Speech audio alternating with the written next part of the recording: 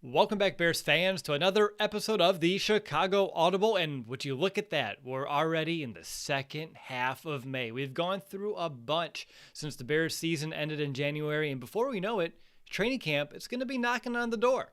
I'm your host, Will DeWitt. Joined with me is my co-host, Nicholas Moriano. And today's episode, we're going to start our recap of the Bears offseason as we're going to rank our top 25 moves that the Bears have made this year in a two-part episode. In this show, we're going to kick things off starting at 25 and count down all the way to move number 11. And then in the next episode, we'll wrap things off with our top 10. Nick, man, I'm excited. This should be tons of fun. This is our second year doing this type of episode, and it was, honestly, it's a whole nother animal this time around. This offseason, so much busier than last year's, but hey, we did it. We did it, and it's been a while since we've both been on, so I'm excited to just talk some Bears football with you and break it down. But like you said, there's been a lot of change from, just looking at this year as opposed to the year previous. Yeah, really is. Last year, I was going through our spreadsheet. We had like 25 moves total, and we had to boil it down to the top 10. We thought about doing just another top 10 episode, and then I made the spreadsheet, and I was like, I have 52 moves they've made. And you're like, we've added 4 more. And I'm like, what? Well, there's like 56 total moves. And unfortunately, Nick, we forgot about undrafted free agents. The Bears made a move yesterday that we should have added to it, but they weren't going to make our top 25 anyway. But I love how, we do our due diligence. We rank each and every one, and then we compile, combined rankings, doing our averages, making those independently. And I'm excited to kind of unveil what our top 25 is. But before we do, I do want to just kind of go through the best of the rest. Moves 26 through what we have as 56 here. And I'm just curious, were there any takeaways when we kind of made our averages that kind of stood out to you? I guess the one that stood out to me is that Deon Bush was ranked 29th. And for you being the president of the Deon Bush fan club, I'm surprised you didn't give him a higher ranking to kind of squeeze him into that top 25. I probably should have, but, for now a backup safety and still has been a backup safety there, Will, it seems kind of fitting, right? But I think when we looked at our list, we saw, guys like Reggie Davis and, some of these DeAndre Carters. They're at the bottom of the list where, they should be in terms of moves and what the Bears did. But I think overall, when we look at our two lists and how we have it compiled on our spreadsheet, we were thinking very similarly in terms of this really bottom half of, all the moves that have been made. I think Bears fans would be upset to hear that Ryan Nall and his re-signing made it out of 56 moves that we ranked. We both had it averaged out at 54th overall. I'm sure Bears fans are real PO'd just the fact that I shoot it right now.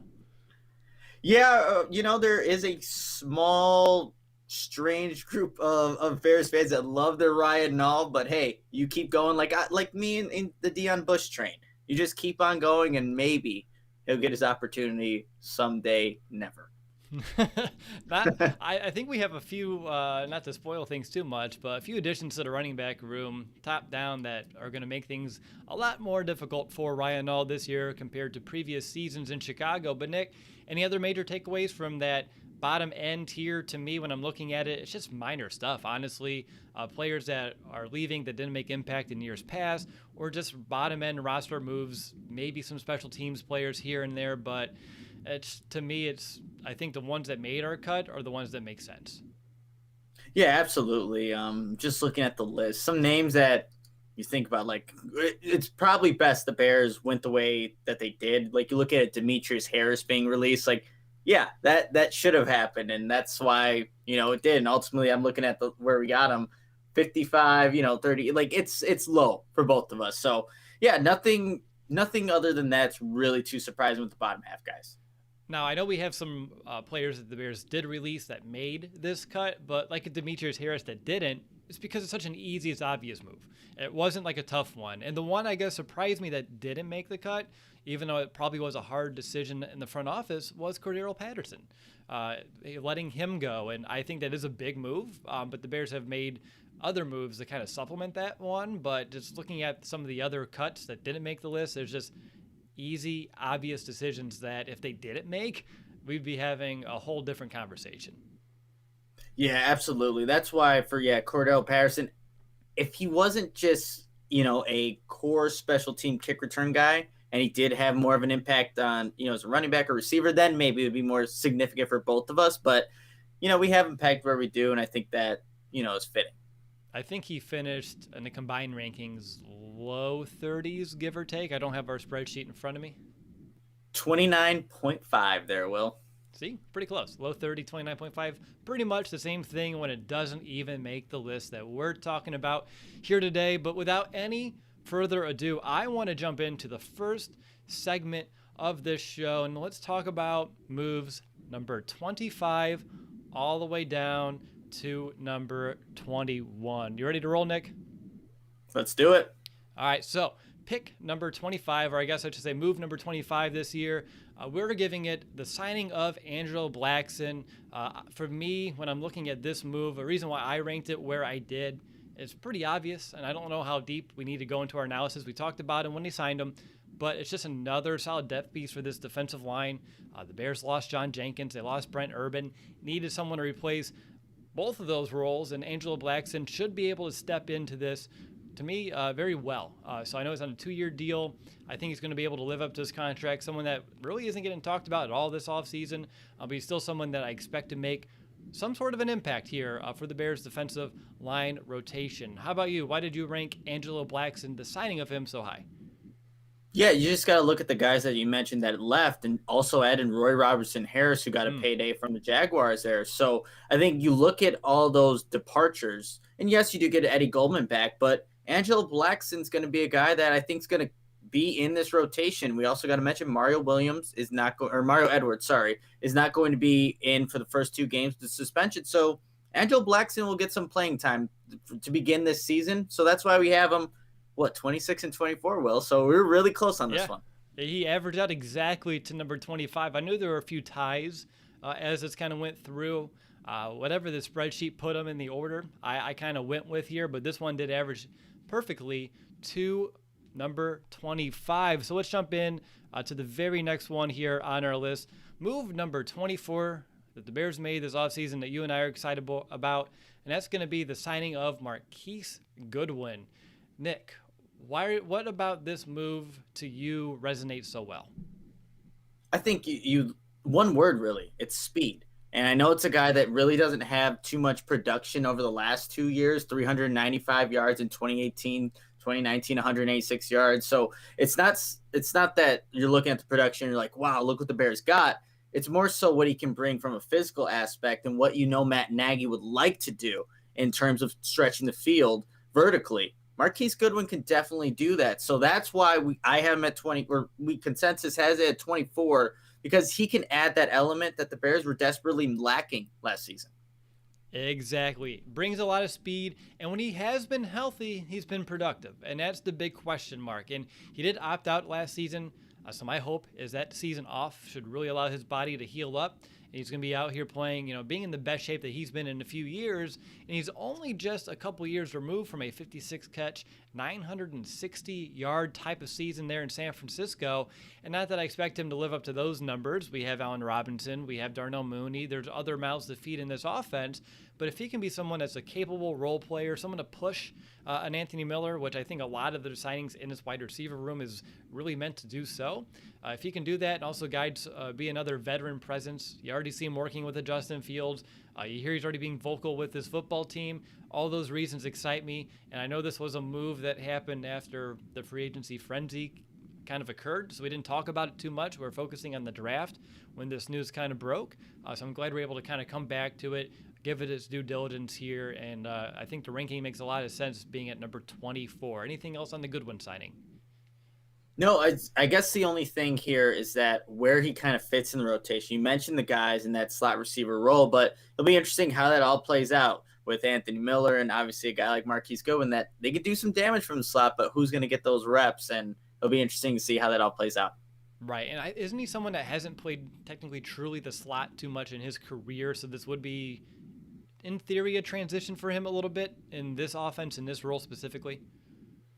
Yeah, so that's a very key point there. But I think just with, you have a Darnell Mooney on the outside, you have an Allen Robinson. And you know what? Honestly, Will, when you look at these and how Matt Nagy uses wide receivers, they're interchangeable. They're going to be all over the place. So it's going to be, again, where they're at on any given play, any given snap during training camp, that'll be key and, just interesting to follow. Absolutely, Nick. Let's move on to pick. I keep saying pick. I don't know why. Probably because I'm still in draft mode. Move number 23 that the Bears made this offseason, and that's going to be the re-signing, technically, but also just the signing of inside linebacker Christian Jones. The reason why, to me, this move makes a lot of sense. One, a lot of experience in this system. He's depth. We needed inside linebacking depth. And again, he knows the system pretty well. In Detroit, he had a lot of other starting experience at a few different linebacking spots, but we all know Detroit's defense, I think we talked about it on the schedule reaction show, me and Mason, dead last in like every statistical category that matters. So for me, here's someone that can probably challenge Joel Iyiegbuniwe for a roster spot, maybe even a role in this linebacking core. And he's someone that I would feel comfortable with, I don't want to say replacing, but playing in place of a Danny Trevathan in this defense. So that's why it makes a lot of sense. A veteran who knows the system, who provides a lot of good quality depth, and also he was pretty cheap. And with the Bears cap situation this offseason, it's kind of hard to pass that up. How about you? Yeah, absolutely. And we really wanted Kevin Pierre-Louis to be the guy that the Bears brought back. So it made sense that the Bears at least address a position with a veteran and someone that happens to also be familiar with this football team. So it just made sense in terms of the position. And whenever you can add somebody as cheap as they did that has starting experience, even if it is on the Detroit Lions, you'll take it because the Bears didn't have a lot of depth at that inside linebacker position last year and the year before that. Now, I know Josh Woods didn't make our cut for this one, but he was also on the list. The Bears did re-sign him. When you look at the inside linebacking just unit, we know it's Roquan, Danny Trevathan. In your mind, do you expect it to all kind of play out? Christian Jones is at third and then Josh Woods, or is that going to be interchangeable to you as well? Is it more like a Christian Jones is the replacement for Trevathan or the backup for Trevathan, and Josh Woods is the backup for Roquan? I'm curious to this. I know it's a bigger question maybe for a Countdown to Camp episode that we'll get to in a little while, but it's on my mind, so I figured I'm going to ask.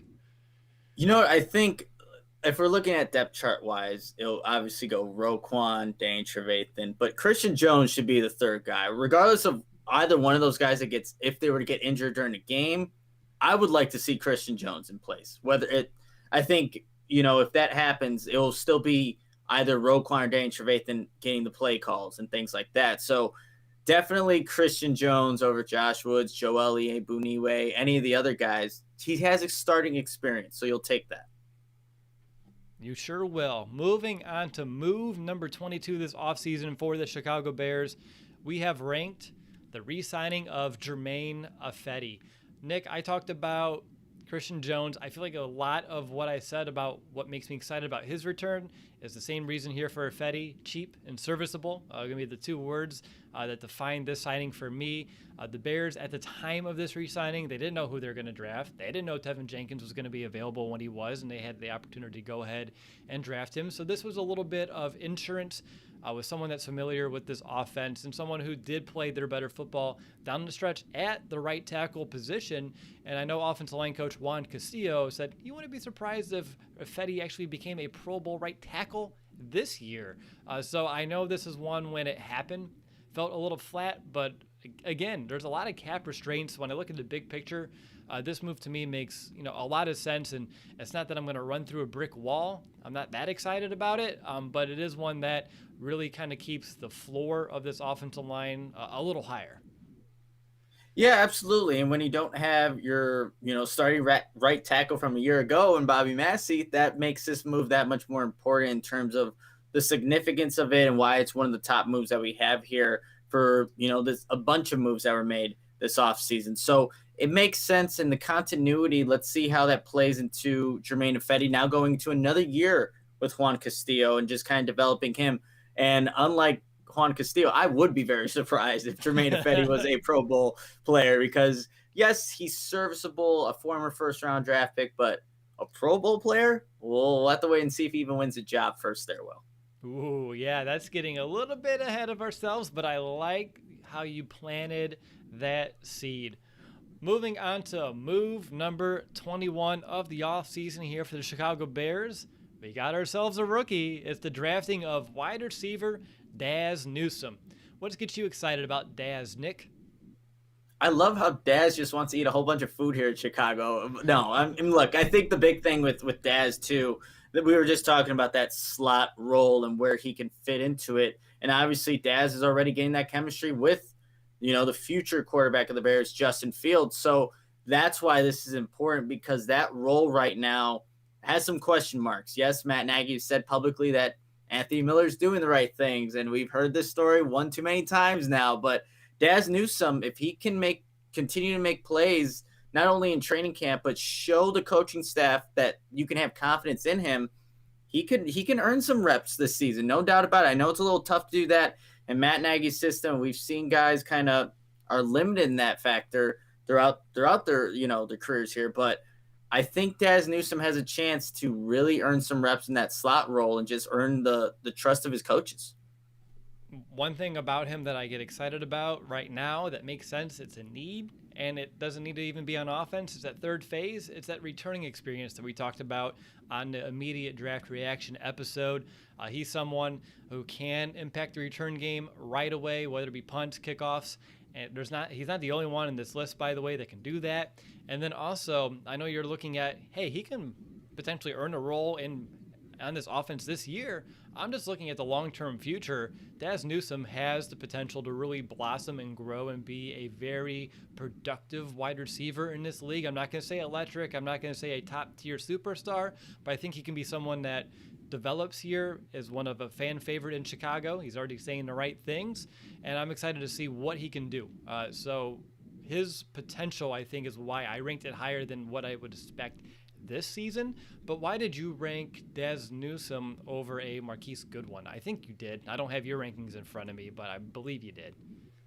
Yeah, looking at it here, I did rank him higher. I think because, yes, Marquise Goodwin does have experience in this league, does have that speed we talked about, but with DAZZ Newsome, I think he more so fits in that slot role. Like we were talking about Goodwin, that's not his natural kind of position. So I think if you're looking at guys that will make that seamless transition to that type of role, yes, he has to make the transition just being in the NFL, DAZZ Newsome, but I just like, with you, the upside.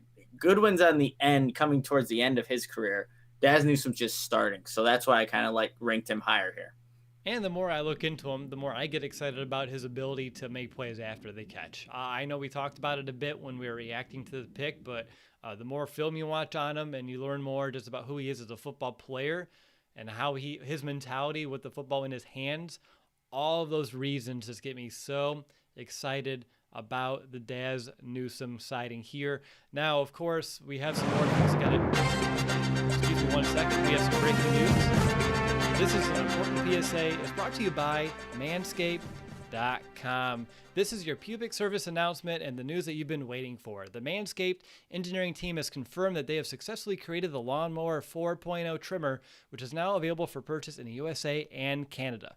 This new trimmer was recently just released. We were one of the first to get our hands on it and share the news with you. So join over 2 million men worldwide who trust Manscaped with this exclusive offer for you. 20% off and free worldwide shipping with the code FANSIDED20 at Manscaped.com. What makes this trimmer different than all the others? Well, a new multi-function on-off switch can engage travel lock, created for people who like to travel, which we're all getting back to that here in 2021. This Lawnmower 4.0 also gives you the ability to turn the 4000K LED spotlight on and off when needed for a more precise shave. And looks-wise, it's sleek with a two-tone matte gloss finish. It even features a hot foil stamped black chrome Manscaped logo. Show that mower off loud and proud. And I don't know if I did yet, but it also is capable of wireless charging. The Lawnmower 4.0's new wireless charging system uses electromagnetic induction, which can help battery length last even longer.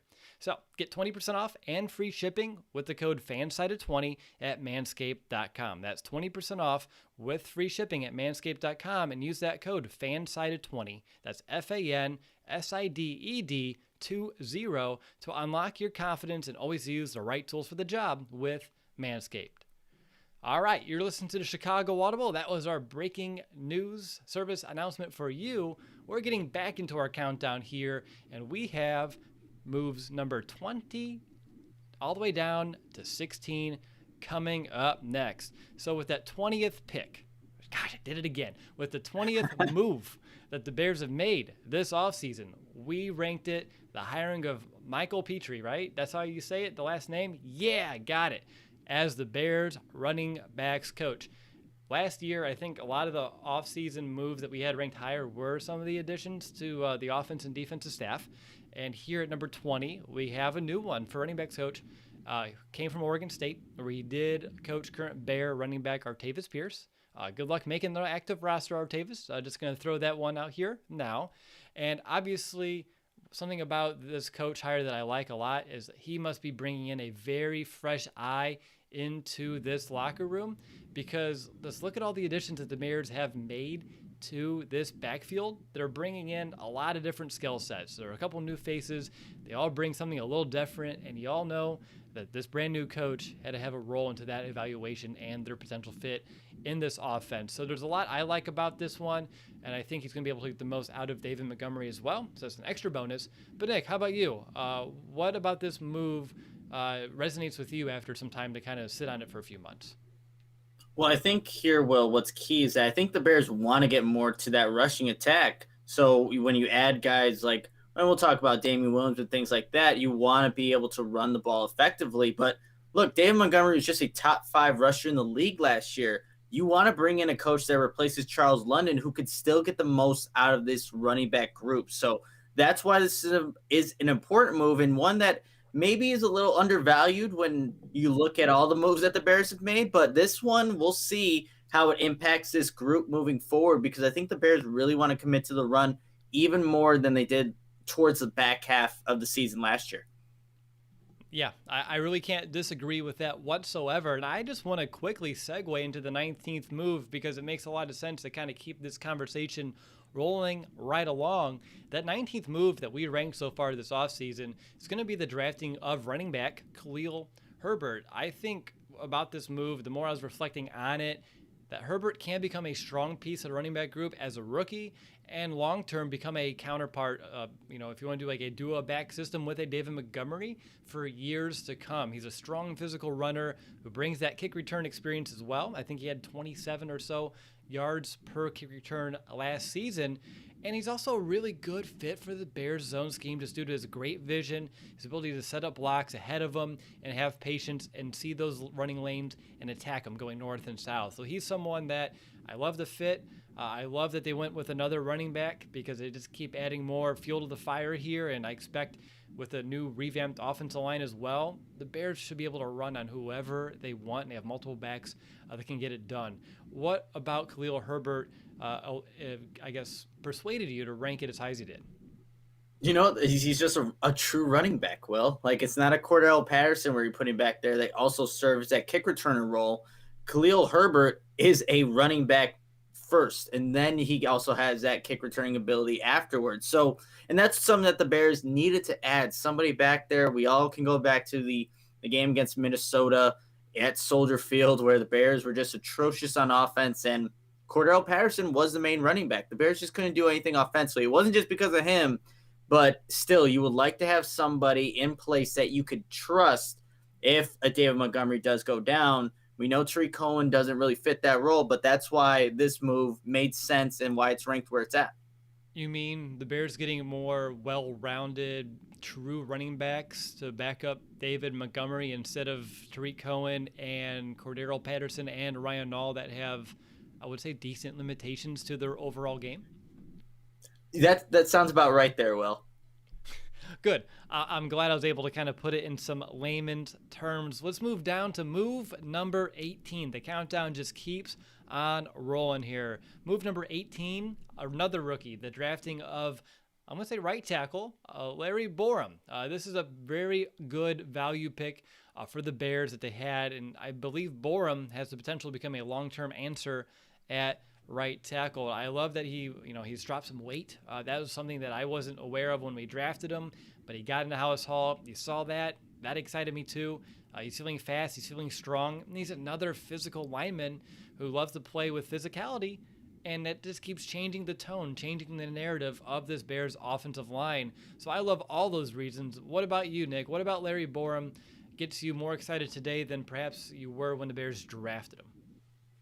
Well, that he could have a potential to start now. Obviously, with Bobby Massie not there, and yes, Juan Castillo is very confident in what Germain IFEDI could possibly do, but Larry Borom is a right tackle by nature. He's a guy also just naturally just aggressive, and that's what you also want to see. That kind of was the theme and what the Bears wanted to do. They wanted to add some speed and also wanted to add some nastiness just on the offensive line specifically. So that's what gets me excited about this. We got to see how it all plays out. He's going to get some really quality reps against a guy named Khalil Mack, and, you know, maybe Robert Quinn will give him some decent reps every now and then, but probably not. But more so the other guy that I mentioned, the first guy. So we'll see how he can get acclimated to just playing against his own teammates and see where he's at in camp. But, yeah, I'm excited to see where he could potentially go. And obviously being a later round pick, you have to, you know, temper expectations maybe initially, but I think he has the physical tools, obviously the size and the nastiness that can really lead to something down the road.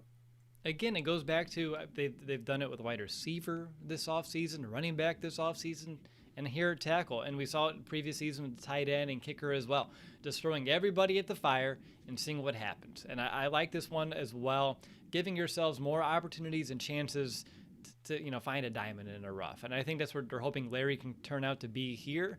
And I'm just looking at the photo on our screen. He looks so much more leaner and stronger than he does right there in his Mizzou uniform. When I was watching the Bears, you know, rookie mini camp highlights that they put out on their channel. So I'm excited to just kind of see how he can continue to progress and elevate his game and adjust to the NFL as well. Moving down to move number 17. I caught myself there. We have the signing of Jeremiah ATTACHU, who, when we were doing our free agency recap episode, was someone that I was probably more excited than most of the others at that time. And I think that still rings true here for me today. He's still a very solid edge guy. We need that in this rotation. We all know that Robert Quinn wasn't who we wanted to be last year. Big question mark heading into this season, so you need someone who can go out there and get it done. And even though Jeremiah had a limited role where he's only seen less than 200 snaps per season, pass rush snaps, he still had 9 sacks and over 35 total pressures those past 2 years. He's very productive when he's on the field. He's quick off the edge. He's very slippery with his blocks. And I said it in March, I'm going to say it again. I think he's going to be proved to be worth every penny of that 2-year contract, and Bears fans, they're going to love watching this guy play. What about you? What do you want to mention about Jeremiah and signing him this free agency? First, this has nothing to do with football, but Attachu, for some reason, Will, I know you like Naruto. Itachi, did that ever come to you, like when you were saying his last name? Because that immediately, well, that's what resonated with me. That's why I ranked him where I did. No, I'm just kidding. But I think the big thing here, too, when you lose a guy like Barkevious Mingo, who had a way better season than I think a lot of people initially were thinking, you need to have someone that can replace a guy like that. So that's why Jeremiah Attachu is ranked where he's at, and I think we'll have some quality reps and some time where you have to depend on him, especially in that second rotation of outside linebackers. Yeah, it's needed. I mean, you have to find ways to get to the quarterback when Khalil Mack is off the field or if Robert Quinn's not getting the job done. And you mentioned it. Mingo's someone that needed to be replaced, and I do think that in a way, this one, Jeremiah, he may be able to even have a more impactful role here this season at the position. So all really strong reasons to be excited. But speaking of excitement, it just gets better with each and every move that we're breaking down here in the countdown. And that leads us to move number 16, which is the signing of running back Damien Williams. Nick, I want you to go ahead and kick this one off. Yeah, I think we kind of talked about a little bit of Khalil Herbert, but Damien Williams is a guy that just fits what this offense can do when it's running at its full potential in terms of getting the ball to the running back in the backfield with space. He's a guy that's obviously familiar with the Chiefs system, which, yeah, you can kind of connect the dots here with Chicago, but we need to see Matt Nagy call the plays effectively like he did, like the Chiefs are just currently doing right now. But it's a guy that is another true running back. I think that's really what it comes down to, Will, when we're looking at why we rank the running backs even where they're at. They're just running backs. You don't have to debate, well, is he a receiver? Is just a kick return? No. Damian Williams is a running back, and you saw what he did in the Super Bowl a couple years ago just against, the 49ers. They're just a versatile guy that can do it all. He is, and he also has experience with Bill Lazor, so that's a big plus. I know he did take that year off with COVID. We'll see that year off with COVID due to COVID. Just want to protect his family just a little bit. So I'm hopeful that the rest versus rust isn't going to be much of a factor. It's just going to be more rest than a rust. But he's a good spell back. He's not someone that's going to, warrant the Bell Kyle kind of role, and that's perfectly okay. That's why we have David Montgomery here. But even though he's been primarily someone that comes in spell situations, he still has over 2,300 total career yards and 22 touchdowns, and that's not even counting what he does in the playoffs.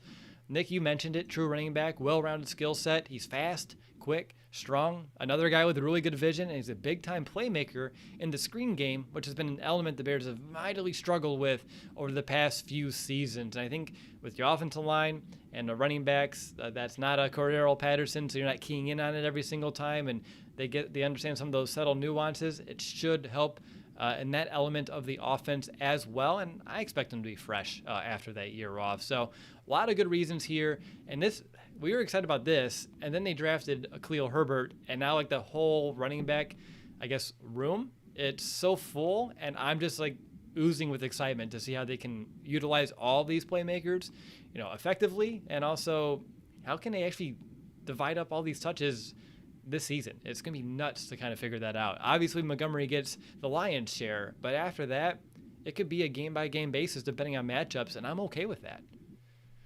Absolutely, yep. All right, let's move into the next range here, the final one of this episode, and that gets us down to 15, just outside the top 10. We're going to stop right at 11 here for this show. So for the 15th best move this offseason that the Bears have done, that's going to be the re-signing of TASHAUN Gipson, something that when it didn't happen right away, I think you and I were both sweating a little bit. We both wanted this to happen because it goes back to almost the same reasons of a Christian Jones, same reasons that we're talking about as well as GERMAIN IFEDI.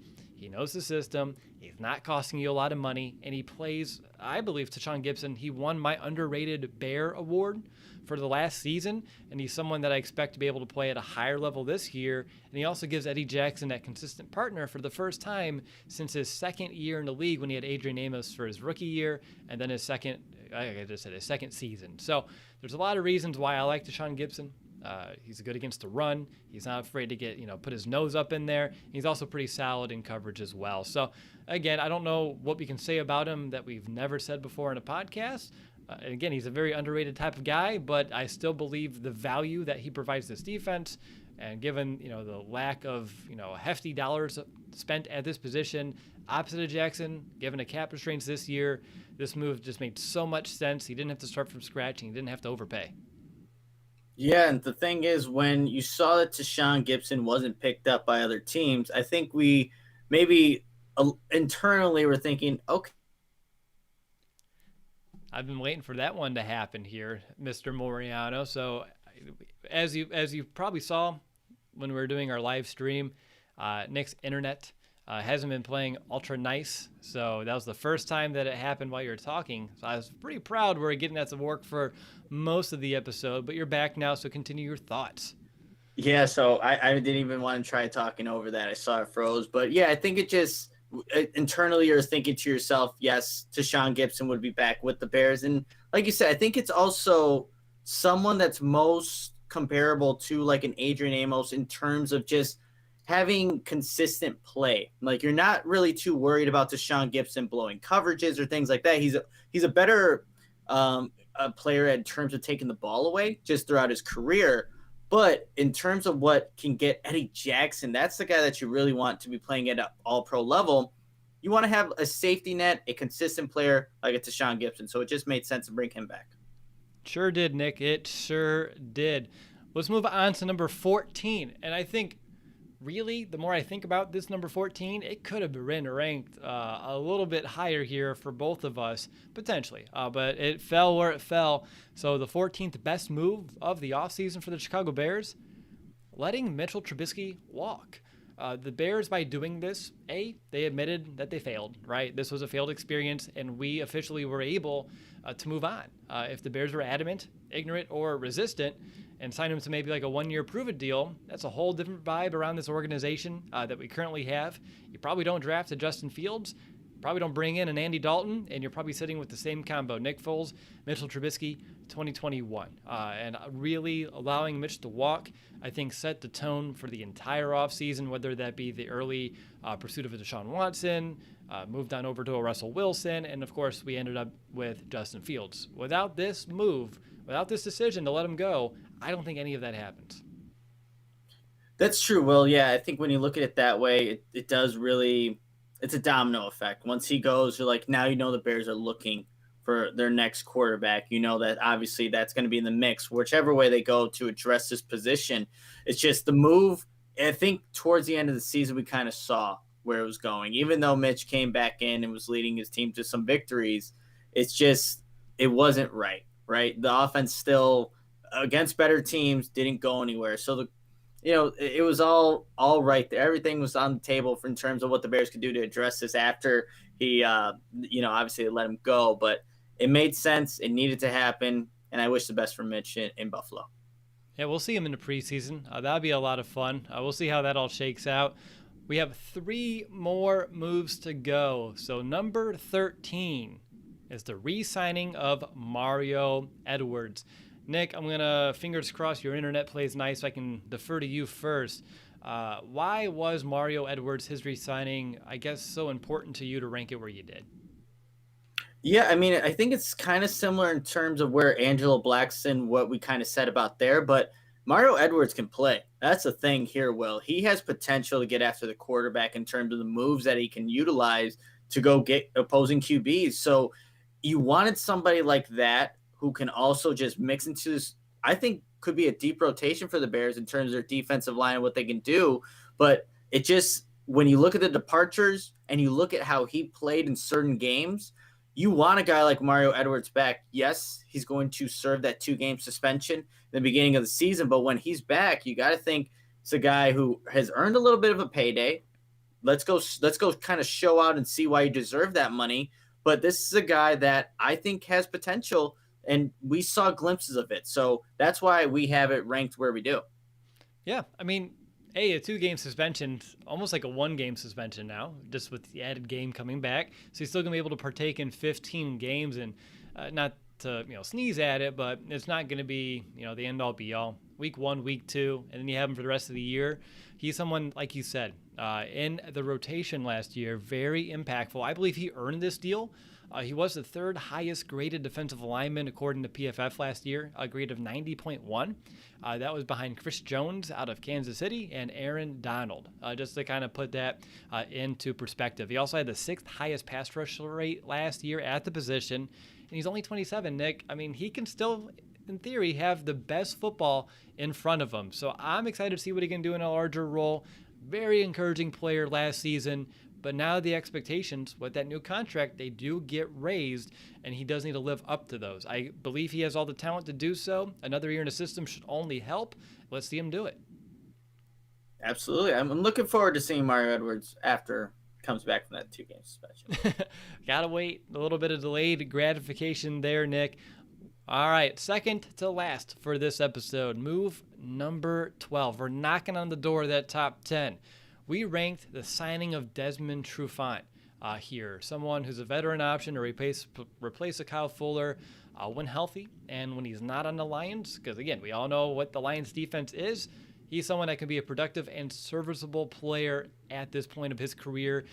In the last 15 games that he played, which you break up over a couple of seasons just due to the injuries, in just 15 games, and his last ones on the field, 5 picks and 11 PBUs. I take that for an entire season out of him this season. I think you would too, Nick. With Desmond TRUFANT, obviously he's no Kyle Fuller. We both ranked the losing of Kyle Fuller pretty low because it's something that's still hard to stomach here even a couple months later, although just given cap restrictions, you have to understand it as much as it sucks. But over to you, Desmond TRUFANT, what are your thoughts on it right now?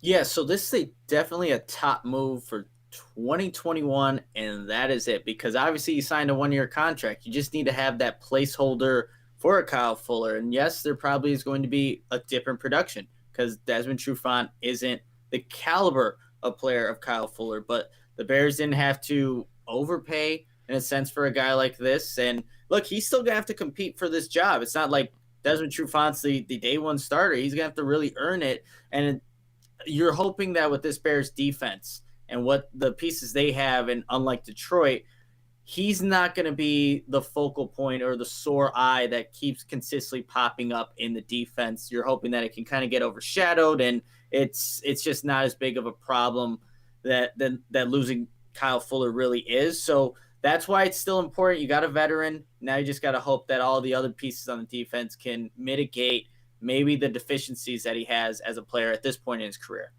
We'll see. I think, coming in healthy and fresh with a defense that has better talent, stronger pass rush, all that's going to help. We saw a little bit of an uptick from Buster Skrine. Obviously, there's a reason why he's not here, but even like a Prince Amukamara in the past as well. This is possible. We've seen it happen. And again, I would like you to name one person who played well for the Detroit Lions defense in the past 2 seasons. Silence. Exactly. I was waiting. I was trying to see if you can do it. But yeah, so I'm going to try to separate the player from the team. Because again, you see people go to Detroit and just fizzle out consistently. And that's pretty common. So we'll see if Desmond Trufant can. You're still thinking, aren't you? You can't do it. Yeah, this is gonna, maybe in the next episode I'll finally give you an answer. But yeah, I have nothing right now. There we go. Awesome. Let's move on to our last move here for this episode. So the 11th best move that the Chicago Bears made here in 2021, we ranked as the releasing of right tackle Bobby Massie. The Bears decided, hey, enough's enough, that Massie wasn't worth the contract or really the roster spot. So Nick, why is this move as important as it is? I have a few reasons, but I feel like I've taken a few of these kind of releases and started with them, so I want you to kick this one off. It's important, Will, because the Bears saw this position and wanted to get an upgrade for it. They saw that the value of Bobby Massie, yes, maybe early on he did his job, but it just wasn't at that point, and health also became an issue a little bit down the road as well. So it's important because the Bears said basically, we want to be better here. So we're gonna allocate draft resources to try and upgrade this. We're gonna re-sign a GERMAIN IFEDI to potentially take that spot. So that's why it's important, and especially with given how this offensive line, especially the tackle positions played last season, you just needed to upgrade here. Get somebody more reliable who's also going to be on the field.